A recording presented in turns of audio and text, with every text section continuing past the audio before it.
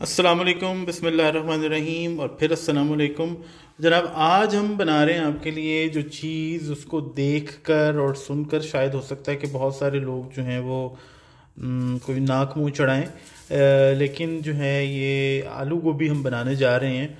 ये बड़ी सादा और बहुत सिंपल है। ये डेफिनेटली उस आलू गोभी से डिफरेंट होगी जो कि बहुत सारे घरों में बनती है, जिसमें गोभी जो है गोभी नहीं लगती, आलू आलू नहीं लगते और एक अजीब मलगूबा सा जो है वो आलू गोभी के नाम पे बनाया जाता है। तो आलू गोभी के लिए बड़े सिंपल से इंग्रेडिएंट्स हैं। हमें सबसे पहले आलू और गोभी चाहिए। गोभी कोशिश करें बिल्कुल फ्रेश लें और बिल्कुल ताज़ा गोभी जो है वो इस्तेमाल की जाए।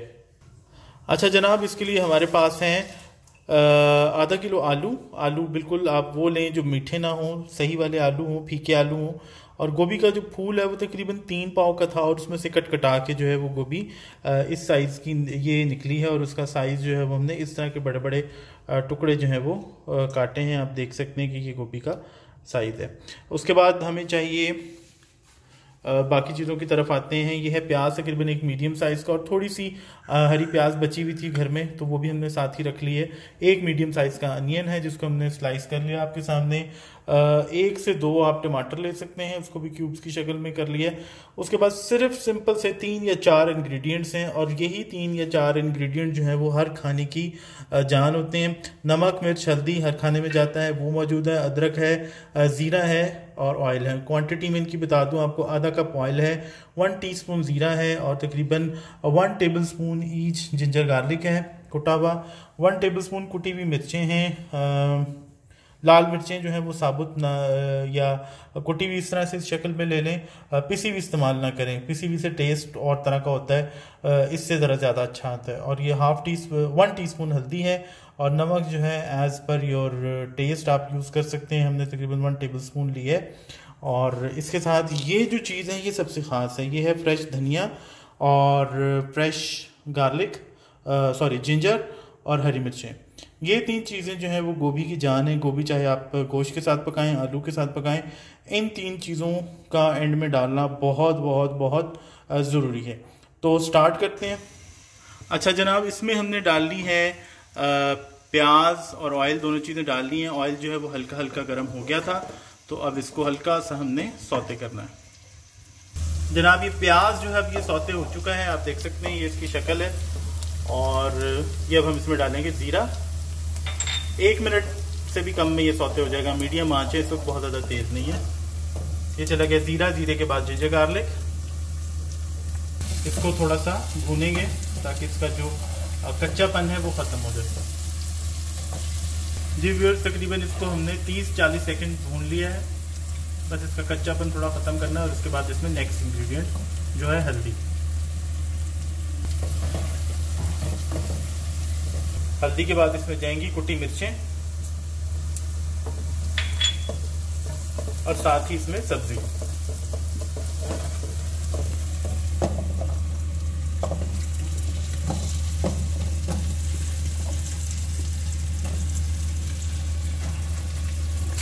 जी जनाब, अब सब्जी भी डाल दी और अब आप देखें इसमें हमने बिल्कुल भी पानी नहीं डाला। जो धुली हुई सब्जी थी, सब्जी के साथ ही 1 टेबल स्पून आप कह लें सारी सब्जी के ऊपर जो पानी लगा होगा वही आया है पानी। और इसके साथ ही जा रहे हैं टमाटर।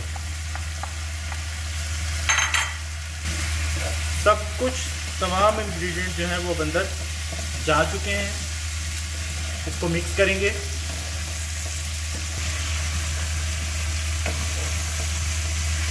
सब्जी को अच्छे तरीके से मिक्स करने के बाद आप देखें बिल्कुल भी पानी नहीं है।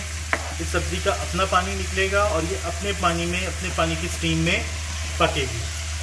इसको अच्छे तरीके से मिक्स करके कवर करेंगे और फिर आपको दिखाते हैं। कलर आप देख सकते हैं सब्जी का, इसको कितना अच्छा लग रहा है।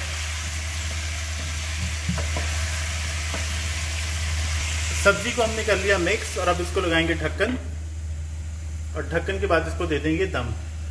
इस सारे प्रोसेस में हमारी आंच जो थी वो मीडियम थी। अब जो हमने इसको दम दे दिया है और दम देने के बाद आप देख सकते हैं कि आंच जो है बिल्कुल हल्की, जितनी दम की आंच होती है वो आंच है। और इसको हम अब तकरीबन 15 मिनट बाद जो है हम इसको खोलकर चेक करेंगे। तो मिलते हैं 15 मिनट बाद। जी व्यूअर्स, इस वक्त जो है तकरीबन हमने 20 मिनट हो चुके हैं इसको पकाते हुए और पकते हुए। इस दौरान 2 या 3 दफा इसके बीच में हमने चमचा चलाया है और इसको देखा है। तो ये 20 मिनट बाद इसकी ये सिचुएशन है।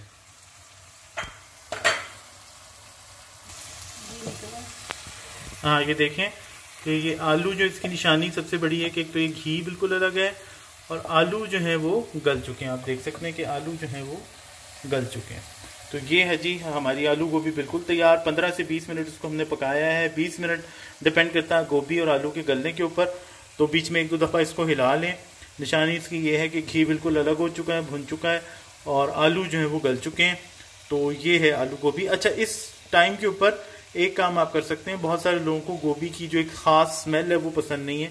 तो अगर आपको भी कोई प्रॉब्लम है तो आप थोड़ा सा गरम मसाला ऐड कर सकते हैं या 1 चमचा 1 टेबलस्पून सिरका जो है वो इसके अंदर ऐड किया जा सकता है इस स्टेज के ऊपर, अगर आपको गोभी की जो ख़ास ही कह लें या स्मेल कह लें वो पसंद नहीं है। अदरवाइज़ नो इशू, क्योंकि जब इसके ऊपर अदरक लहसुन वो डलेगा, हरी मिर्चें डलेंगी, हरा धनिया डलेगा तो एक और खुशबू आएगी।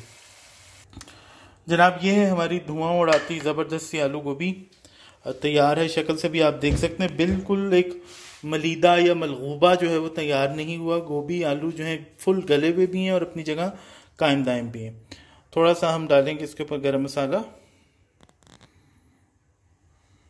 और बाकी इसके ऊपर शामिल करेंगे हरा धनिया, हरी मिर्चें।